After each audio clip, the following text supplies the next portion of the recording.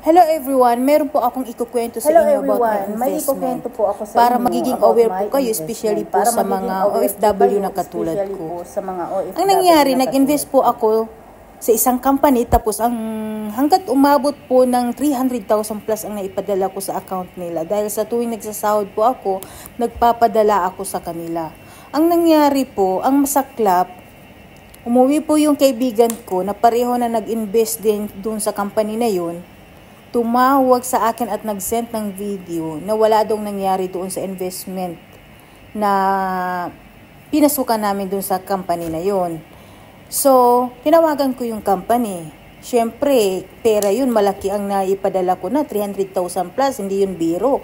Kasi, ang puhunan doon, puyat, pagod, at stress. Dahil hindi lahat ng pasyenteng ma-encounter mo is mga mababait, mga meron ding toxic po. Kaya yun, pinagawa ko sila ng kasulatan na ibalik nila ang pera ko. Dahil hindi po yan pinulot sa daan.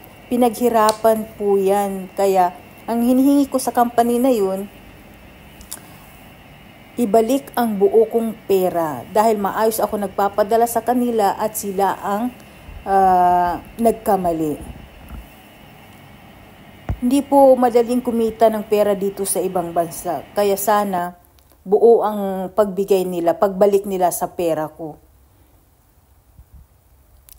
Dapat yung aware na po yung mga OFW, hindi basta-basta mag-invest hanggat hindi nila alam yung